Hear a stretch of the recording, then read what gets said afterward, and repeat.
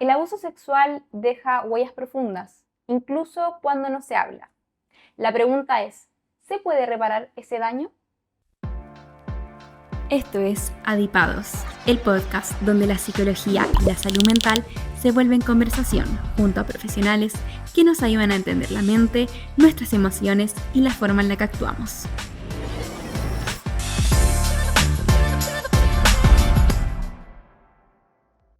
Hoy conversamos con María Teresa Baquedano, psicóloga con magíster en psicología psicodinámica y con más de 10 años de experiencia en intervención reparatoria, trabajo clínico en trauma y violencia sexual. Hola María Teresa, ¿cómo estás? Un gusto tenerte hoy acá en el podcast.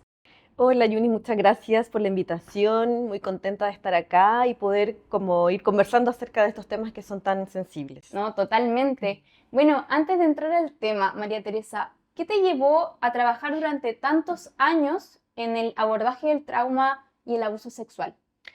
Bueno, lo primero es que siempre me interesó la comprensión del trauma. Creo que a partir de el acercamiento que tuve con el psicoanálisis y específicamente estudiando a Freud, pude ir aproximándome a la comprensión del trauma, lo traumático, el funcionamiento. Y eso fue como una primera lucecita que me fue acercando a esta temática. Y luego yo creo que una experiencia importante tuvo que ver con un trabajo que yo hice en Chiloé, en una investigación de la Universidad de Chile, que consistía justamente en acompañar adolescentes de la comunidad de Ancud y para poder ir sobrellevando sintomatología del ámbito depresivo. Y a partir de esa experiencia es que se fue pesquisando que tras esta sintomatología muchas de las jóvenes tenían historias de abuso sexual. Oh, wow. Entonces aparece un poco esta correlación entre este malestar, la sintomatología, las variables culturales también de género, muy importantes, que a la base tenían muchas veces en las historias de estas niñas, en estos contextos, historias de abuso sexual. Entonces por ahí es donde ya comienza mi interés en esta temática y luego ya definitivamente el trabajo en el CABAS, en el Centro de Asistencia a Víctimas de Violencia Sexual, de la Policía de Investigaciones, que ahí estuve alrededor de 10 años ya trabajando propiamente tal en terapia reparatoria. Ya, no, perfecto. Mucho tiempo, de Sí. hecho. El abuso sexual es un tema que genera mucho impacto, pero también mucha confusión y desconocimiento. Cuando hablamos de abuso sexual, ¿de qué estamos hablando realmente, María Teresa?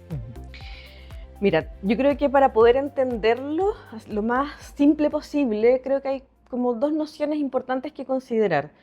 Una es que siempre el abuso sexual es un abuso de poder, ¿ya? Eso yo creo que hay que poder como tenerlo muy claro, porque no todo es abuso, ¿ya? Van a haber conductas humanas de interacciones que pueden ser agresivas, ¿cierto? Que pueden haber conflictos, pero algo distinto es cuando hablamos de un abuso sexual, ¿ya? Es un tipo de violencia específico y que tiene a la base el abuso de poder.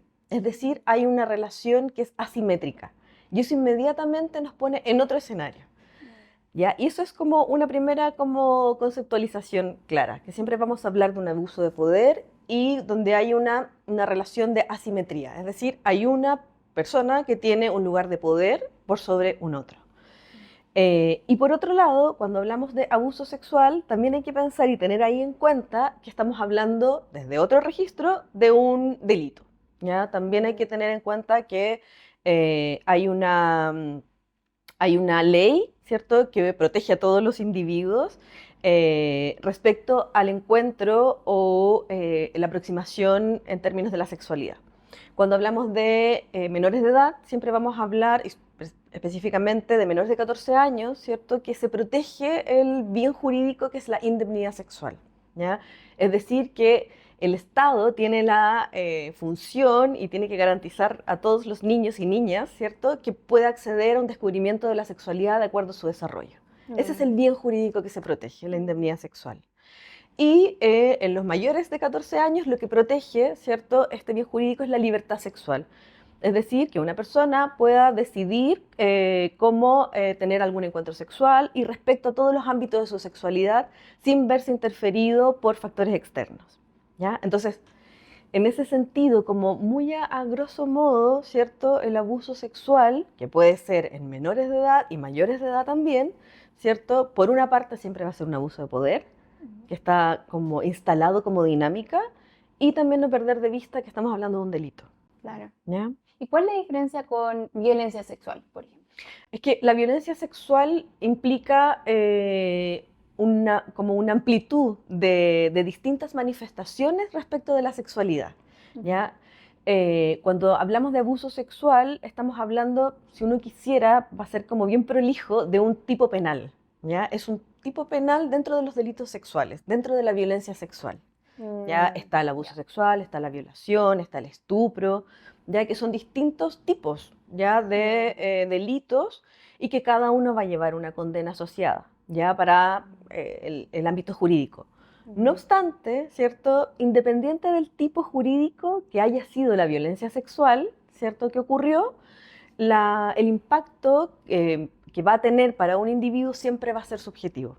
Más allá de lo que ocurre en el ámbito jurídico, que hay tipos de los tipos de delito sexual tienen distintas condenas, ¿cierto? Pero dentro del ámbito de la psicología y el trabajo que nosotros hacemos, lo que va a importar va a tener que ver con el impacto subjetivo que va a tener esa experiencia en cada sujeto, cada niño, niña, adulto, ya que eso es un poco lo que nos va a importar luego poder ver cómo se recompone esa vivencia.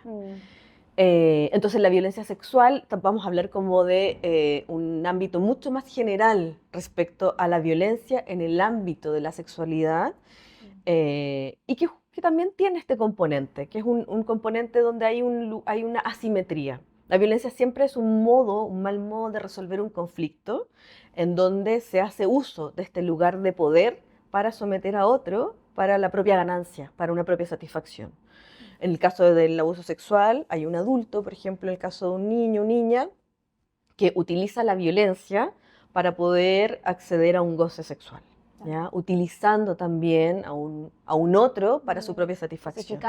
Cosificando, exactamente, que eso, por ejemplo, es algo muy característico de la violencia, ¿ya? En donde el otro es ubicado en lugar de objeto, ¿ya? Que eso es lo más como uno pudiera pensar difícil de recomponer. Lo que va a generar más daño es que ese niño, niña, mujer, adulto que tiene una experiencia de violencia sexual, se le arrebata la dignidad de sujeto y es ubicado en lugar de objeto. Eso es como efectivamente lo más horroroso de la violencia. Bueno, entonces cuando hablamos de abuso sexual, como tú mencionas, podemos verlo desde estos dos puntos de vista, como el tema más psicológico y también el tema jurídico. Y todo esto implica una violencia también sexual. Exacto. ¿Y qué se suele confundir o minimizar cuando se habla de abuso sexual particularmente? Bueno, yo creo que todavía hay mucho desconocimiento como en relación al abuso sexual, específicamente de pensar que es una dinámica. ¿Ya? Muchas veces se tiende a pensar que es algo que ocurre de un día para otro, se tiende a confundir efectivamente como solo queda como minimizado, digo, como al acto, ¿cierto? Pero el abuso sexual conlleva muchos elementos, ¿ya? En el sentido de que es una dinámica relacional, muchas veces hay un acercamiento previo a la consecución efectivamente del acto, ¿cierto? Ya transgresor en términos de la corporalidad. Entonces yo creo que eso confunde muchas veces, ¿ya? Y lo que genera más como efecto, digamos, contraproducente para las víctimas es que se tiende a minimizar el acto, ¿cierto? Como esta lógica de no fue para tanto. Bajar el perfil, se cuestiona la credibilidad en términos como ¿estás segura que eso habrá ocurrido? ¿No lo habrás como confundido? ¿No lo habrás soñado? También lo que confunde mucho tiene que ver con estas percepciones que se tienen también de ciertos adultos o figuras que son como ideales, ¿no? Como, pero ¿cómo si él es el papá? ¿O cómo si él es, no sé, el padre de la iglesia? O como estas figuras idealizadas también que a veces dificultan la posibilidad de que eso ocurre o que sea realmente así. Se pone en cuestión muchas veces el relato de las víctimas. Por otra parte, también lo que dificulta poder identificar claramente el abuso sexual y por lo mismo que haya tan pocas develaciones, es que esto ocurre a veces como en contextos muy privados, o sea, ocurre en contextos privados, no hay testigos, ¿cierto? Sí. Entonces es la palabra de uno contra otro. Y en ese sentido, como hablamos de una lógica de poder, ¿cierto?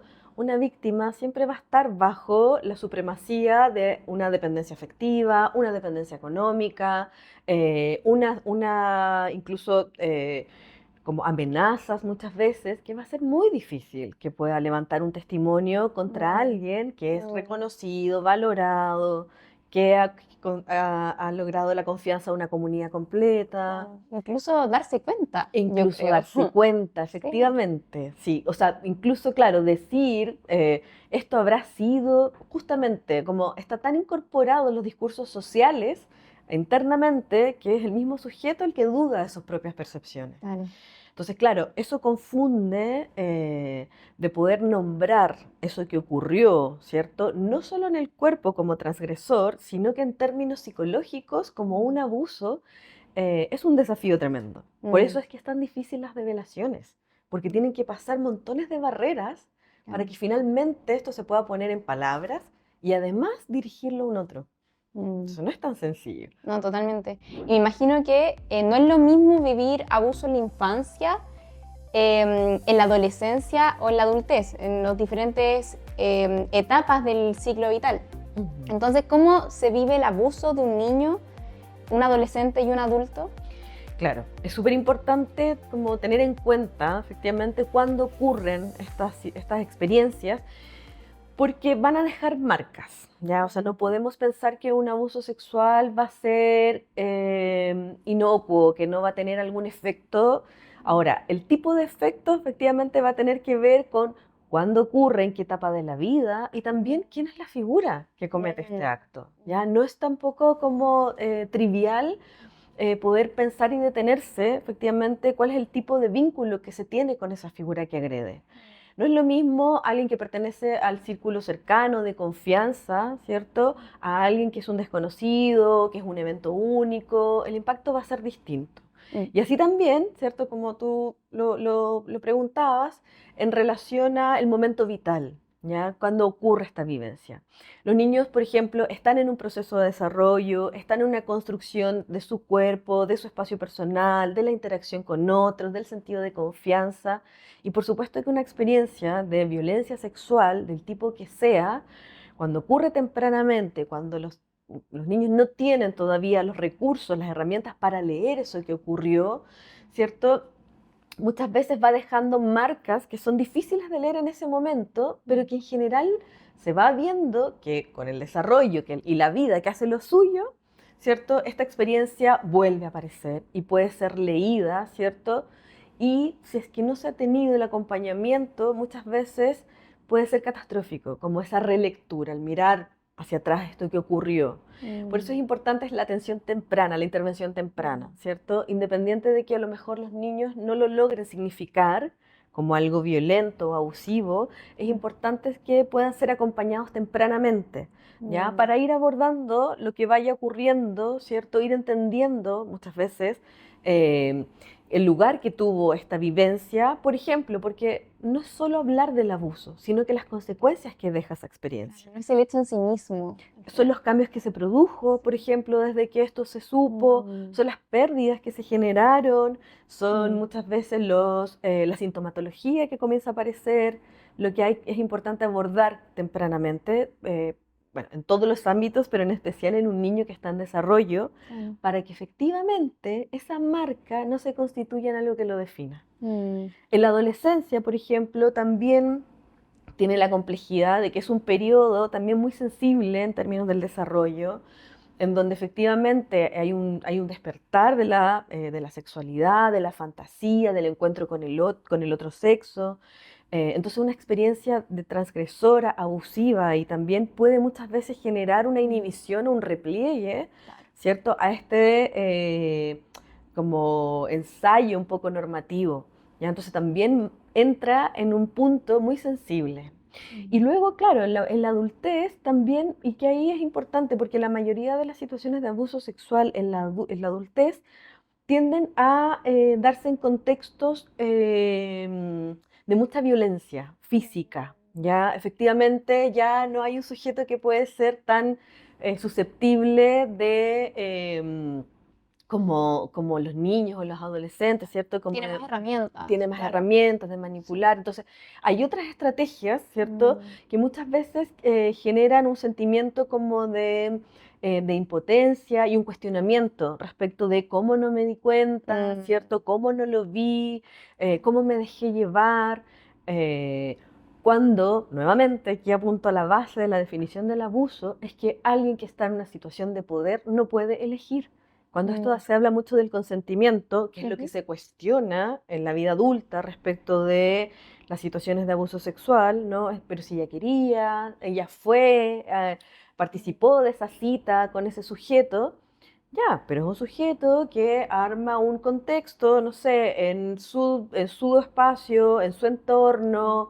Es muy difícil que alguien pueda elegir en esos contextos en donde está dependiendo, por ejemplo, no sé, de que ese tipo la lleve a su casa en el auto, o si hay un consumo de alguna sustancia, o, bueno, un montón de elementos que podríamos decir como que vician un poco este consentimiento. Entonces, yo creo que en la vida adulta, la violencia sexual, ¿cierto? Generalmente está marcada en estos contextos del ámbito laboral o contextos de violencia en términos físicos también, incluso en las relaciones de pareja. También puede haber violencia sexual en la vida adulta, en donde esto que hablamos de la confusión, ¿cierto? Como queda aún más como evidente. Si es mi pareja, quizás esto es parte, cómo se empieza a normalizar, hay algo que se quiere negar. Entonces, son otros elementos. Funciona efectivamente de un modo distinto en qué etapa de la vida ocurre y también por parte de quién viene. Yo creo que eso también es muy importante. No, totalmente. ¿Y qué ejemplos concretos has visto? ¿Qué huellas tienden a aparecer después en la vida, como en los vínculos, en la autoestima?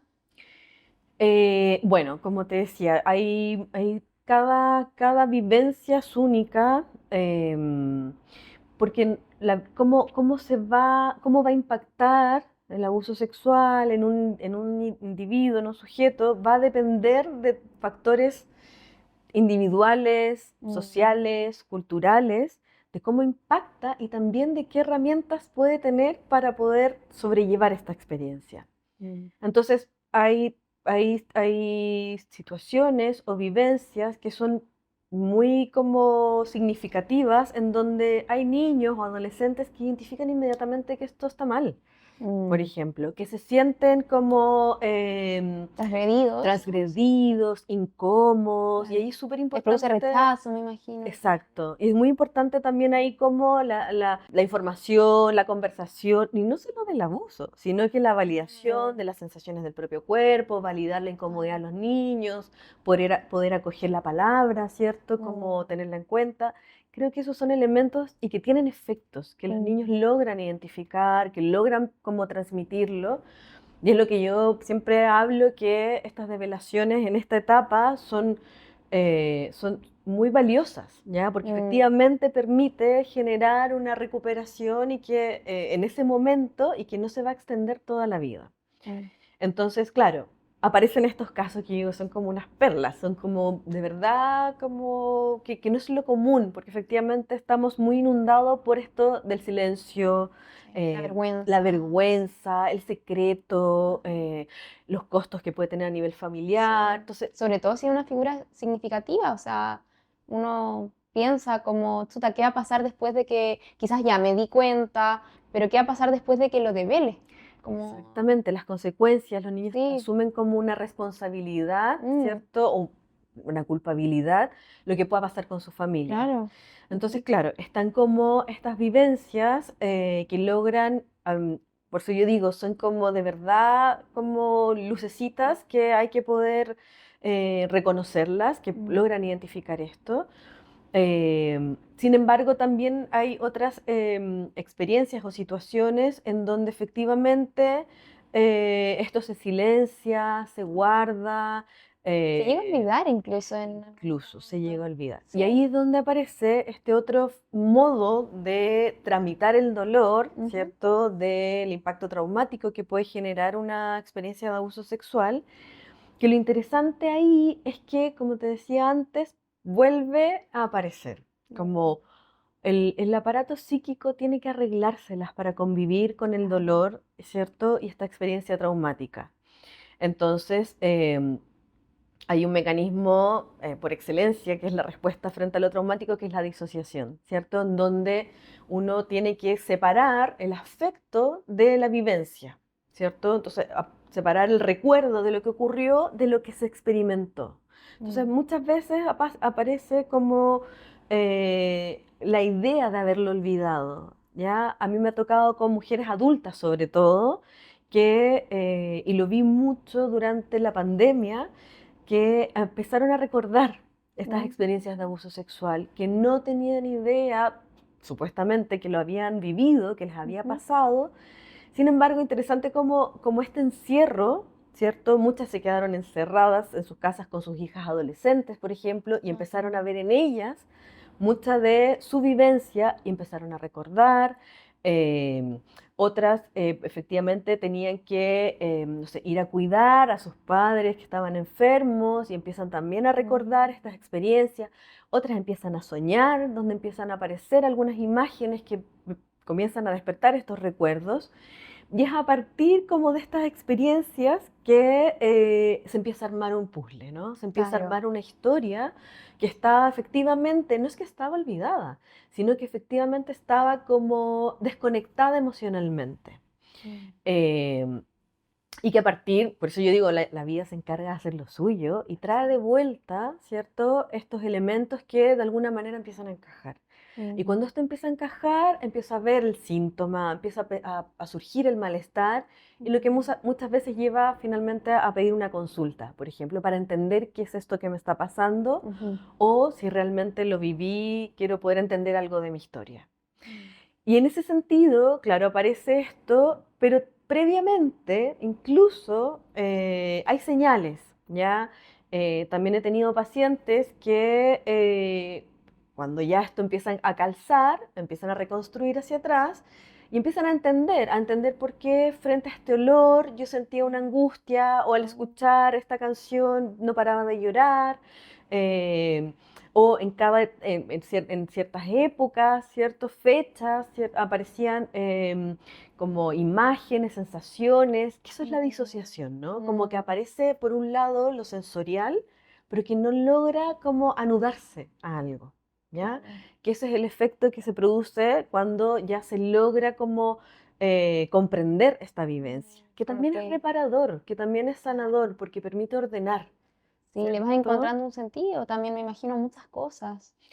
Mm. Exacto, a la vivencia, y Mm. también un poco respecto de sí misma, ¿no? De Claro. las elecciones que se han ido haciendo, de la historia. Yo creo que también Ujú. este evento del abuso sexual de índole traumático, ¿cierto? Produce como un quiebre. Algo ahí se interrumpe que queda desconectado y hay como la sensación de una falta de continuidad respecto de uno Mm. mismo. Mm. Y que es un poco lo que uno intenta en la terapia, ¿no? Hacer una reconstrucción también de esa historia, pero para poder también elegir con qué me quedo y con qué no. Mm. ¿Ya? Yo creo que eso es como algo muy importante respecto de cuando hablamos como de la recuperación, de estas experiencias que permite como retomar algo del control de la propia vida, que es subjetivar lo que pasó, que es un poco justamente hacer lo contrario de la violencia, ¿no? Que es Mm. cosificar a una persona. Hay un otro que le dice lo que tiene que hacer.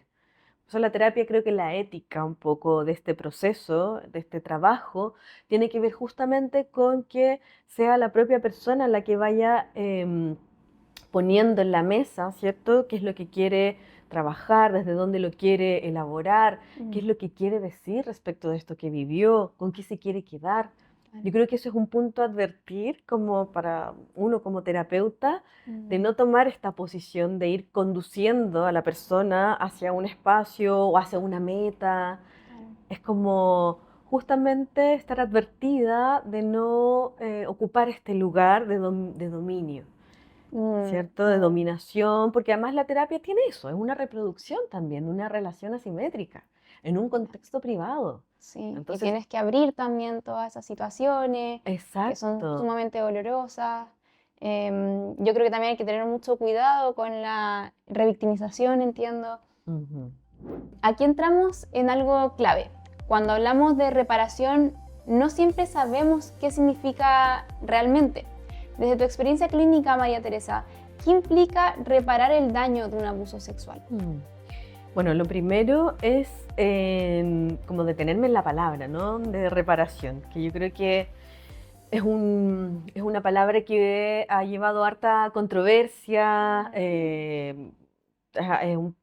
se conversa en relación si será el mejor término, ¿no? Porque reparar un poco habla, nuevamente uno lo habla de los objetos, los objetos se reparan, ¿cierto? Y lo interesante es que cuando uno va a reparar algo, un objeto, espera que quede de la misma manera en como estaba antes, ¿ya? Y yo creo que hay un punto en donde esta experiencia, voy a decirlo tomando ese término, pero en eso no puede ser reparada porque un sujeto que vive una experiencia así no puede volver a ser el mismo de antes. Claro, tampoco era que estaba roto.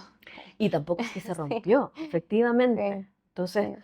y esto como de que no puede volver a ser el mismo, también es algo que es interesante en el sentido de poder como darle vuelta a esta experiencia, ¿cierto? Poder encontrarle una nueva forma a su identidad, a sus vínculos, para poder continuar, ¿ya? Entonces, claro, cuando hablamos de reparación, ¿cierto? Yo creo que ahí es donde uno cuestiona esto, pero uno pudiera hablar cómo se supera, cómo se atraviesa esta experiencia, ¿Cómo se transita? cómo se transita, cómo se elabora, ¿no? Cómo se elabora algo que tiene como central, y yo creo que aquí es como cuando aquí hablamos de reparación, ¿cierto? O de recuperación, lo central tiene que ver con revisar, o sea, dos elementos. Estamos hablando de un fenómeno que toca lo profundo del ser humano, que son las relaciones, ¿ya? Que es un daño provocado por un otro. No es la catástrofe, no fue un terremoto, no fue la naturaleza. Es un daño que está que en el fondo apunta a lo central de un vínculo que es la confianza.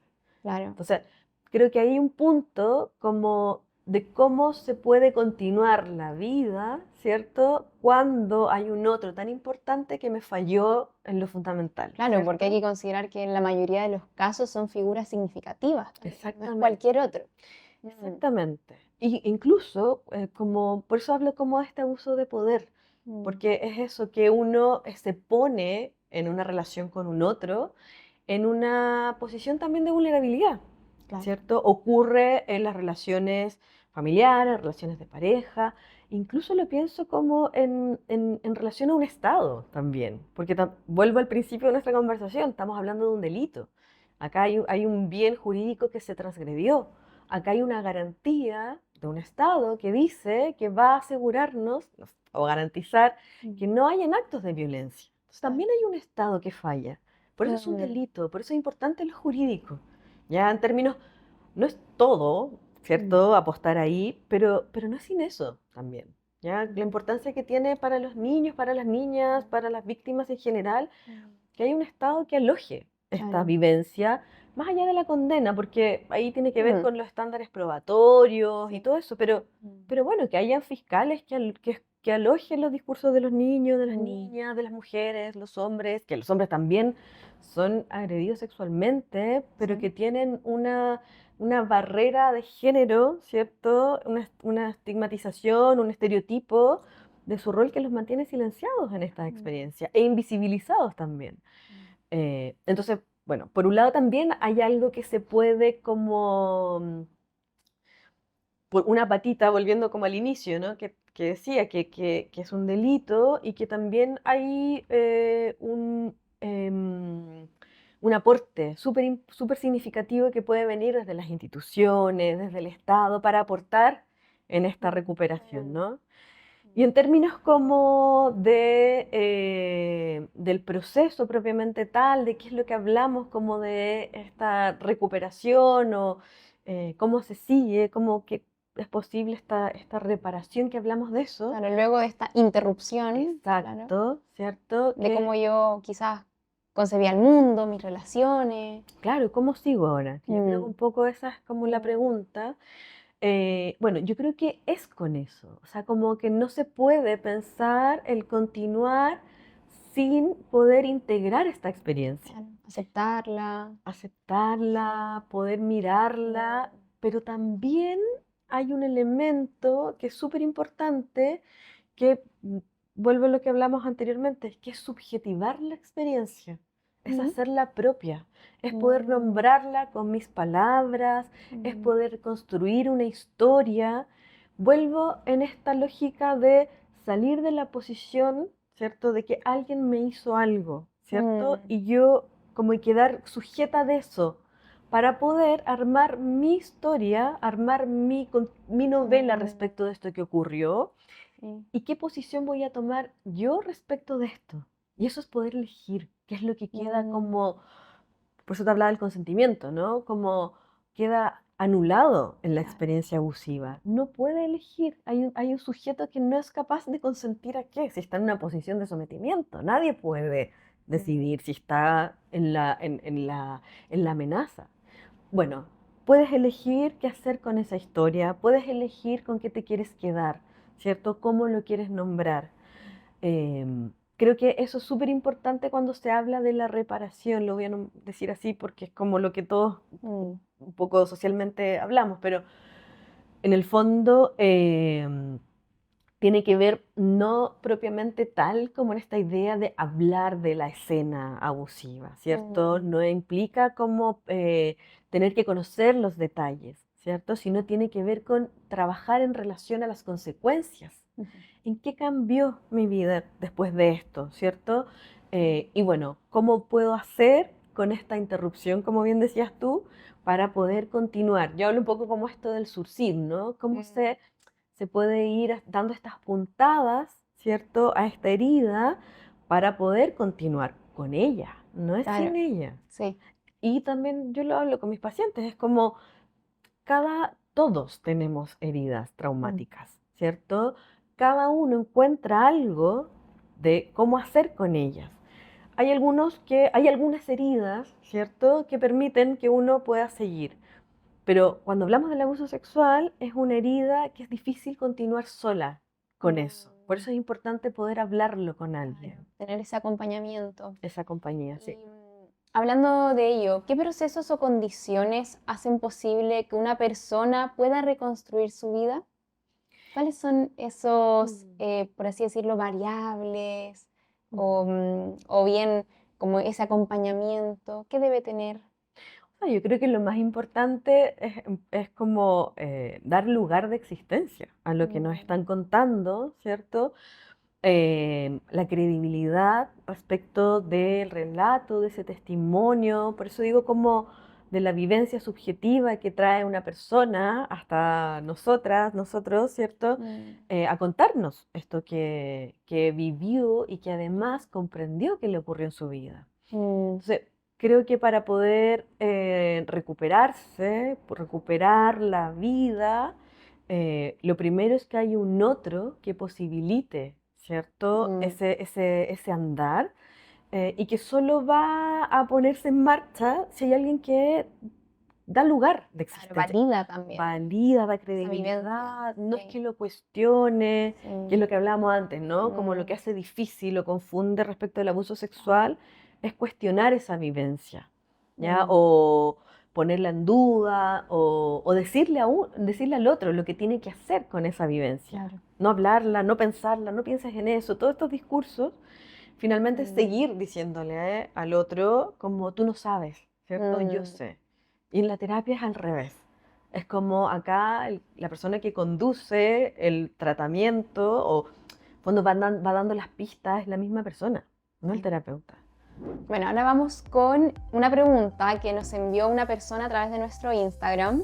Daniela Ricalme nos dice, ¿Por qué muchas personas que vivieron abuso sexual tardan años en darse cuenta y en poder hablarlo? Esto que veníamos conversando de la develación tardía. Sí, bueno, lo primero es que esta develación tardía es mucho más común de lo que pensamos, ¿ya? Como aparece esta pregunta, ¿no? ¿Por qué no lo contaste antes? Como si fuera, ya lo hablábamos un poco antes, ¿no? Como si fuera tan sencillo. Primero identificar que esto pasó. Después, ubicar a alguien de mi confianza para poder dirigirlo. Y además, que esa persona a la que se le dirige tenga una buena respuesta y acoja esto y dé credibilidad. Son hartos elementos, ¿cierto?, que se ponen en juego y que dependen también de otros y del contexto. Entonces, claro, que las personas se demoren tiempo en develar, ¿cierto? Tienen muchas explicaciones. Por eso yo te decía como esto cuando los niños logran identificar o develan tempranamente, son de verdad que así para aplaudirlos, porque hay muchos elementos que van en contra a que eso suceda. Variables Claro. culturales, los estereotipos de género, las consecuencias a nivel familiar, la respuesta de los adultos frente al estrés muchas veces, ¿cierto? O sea, si mi mamá está, no sé, sobrepasada con, no sé, con el trabajo, ¿cómo yo voy a ir a además sumarle esto otro? Claro. Em, Como todos los factores contextuales. Luego, la misma dinámica abusiva, como lo que hablábamos al principio, no es algo que ocurre de un día para otro, es algo que se va gestando por acercamientos, un tipo de relación, es lo que, bueno, nosotros hablamos de las estrategias de victimización, ¿ya? También yo lo converso ahí con algunos estudiantes, ¿cierto? Como que esta figura tiene trucos, sabe cómo hacerlo, ¿cierto? Cómo ir aproximándose. Se instala un secreto también. Esto es algo que nos concierne a ti y a mí, nadie más. Eh, Están las amenazas, la intimidación. También se instala un sentimiento de coparticipación. Esto a ti también te agrada, tú también lo quieres. Entonces, no es tan simple como rebelarse ante eso. Incluso es interesante la palabra, rebelarse, porque es una figura de poder. Entonces, es difícil para alguien salir de esa dinámica. Entonces, tenemos todos esos elementos y además los elementos individuales, que es un poco lo que hablábamos. Cuando ocurre un abuso sexual en la infancia, los niños no tienen los elementos para leer que esto es algo violento, que es transgresor, que efectivamente no tiene que ver con un juego, ¿ya? No, no, incluso como no tienen las herramientas para poder leer eh, la sexualidad adulta que viene, ¿cierto? Es una sexualidad infantil, que por supuesto que los niños tienen eso. Y por eso es esperable también que busquen esta participación, que quieran jugar ese juego, porque su sexualidad está ubicada en un encuentro afectivo, lúdico. Sin embargo, la sexualidad adulta, ¿cierto? Viene también a silenciar todo lo otro, ¿cierto? De este niño y que se impone. No tienen el recurso para leerlo. Y como hablábamos antes, ante esa energía que pensemos como la sexualidad adulta como un tsunami que llega, inunda el aparato psíquico de un niño y no tiene cómo entenderlo, bueno, muchas veces la respuesta es la disociación, ¿no? Se olvida, se reprime, y eso implica que se silencie. Hasta que, nuevamente, la vida hace lo suyo, ¿cierto? Viene la pubertad, viene el despertar de la sexualidad, viene la educación sexual integral, ojalá en todas las escuelas, que permite también tomar estas herramientas para poder traducir esto que me pasó en la infancia. Y ahora decir, esto fue, no sé, una violación. Hay muchos Claro. adolescentes que en ese momento se dan cuenta De lo que es. de lo que ocurrió, Sí. ¿cierto? Claro. Y que lleva a cuestionar. Muchas adolescentes me decían, ¿cómo voy a hablar de mi virginidad? ¿Cómo voy a hablar acerca de mi primer beso con mis amigas? ¿Cierto? Y ahí es donde empieza a aparecer este malestar. Entonces, claro, y hay mujeres que pasan toda la vida guardando silencio y que incluso también lo logran hablar cuando ya el agresor fallece. Es como que se libera la condena y por fin pueden decirlo. O se sienten seguras, quizás. Recién ahí Sí. pueden hablar. Entonces, yo creo que es súper interesante e importante esta pregunta, porque creo que hay tantos mitos como respecto al abuso sexual, como que uno sufre un daño y inmediatamente va a ir y lo va a registrar y lo va a decir y va a Claro. pedir ayuda. Y no, o sea, es todo lo contrario. Hay muchas aristas también. Hay muchas Sí. barreras todavía y por eso es como la responsabilidad que no es solo de una familia, sino que de la sociedad, Claro. de poder ir hablando acerca de estos temas. Esto pasa, no Sí. podemos seguir pensando que no ocurre, Mm. pasa en todos los ámbitos y lo importante es que podamos ir reconociendo estas barreras, ¿no? Que son todos estos estigmas, los estereotipos, y bueno, poder hablar más de la sexualidad como algo parte de la vida. Mm.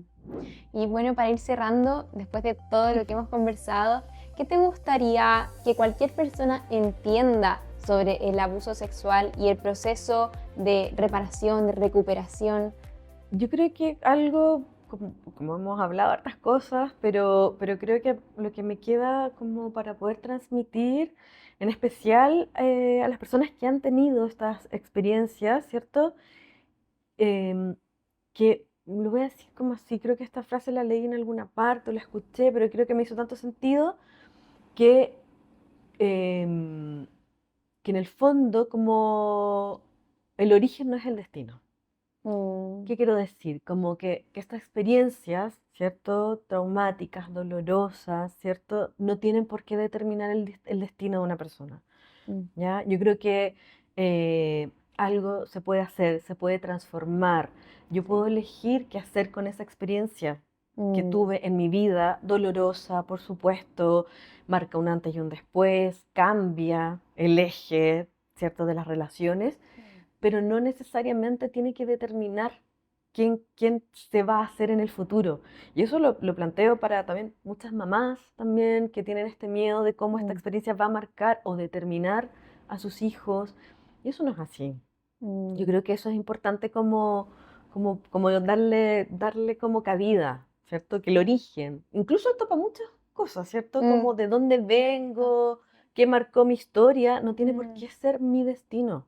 Mm. Y eso es algo que uno puede ir construyendo, como te decía antes, eligiendo con qué me quedo, ¿cierto? ¿Qué dejo atrás? Para poder avanzar eh, e ir como actuando en sintonía con lo que quiero para mi vida. Como elegir, volver a recuperar Ese poder. ese poder, Sí, efectivamente. ¿no? Y con el acompañamiento Sí. correcto también es posible seguir y continuar nuestras vidas. Mm. Sí. Bueno, María Teresa, muchas gracias por compartir esta linda y profunda conversación. Muchas gracias también a todos quienes nos escuchan y nos vemos en un nuevo episodio del podcast Adipados. No olviden seguirnos en Spotify, YouTube y en nuestras redes sociales para estar al día con cada nuevo episodio. Nos escuchamos pronto.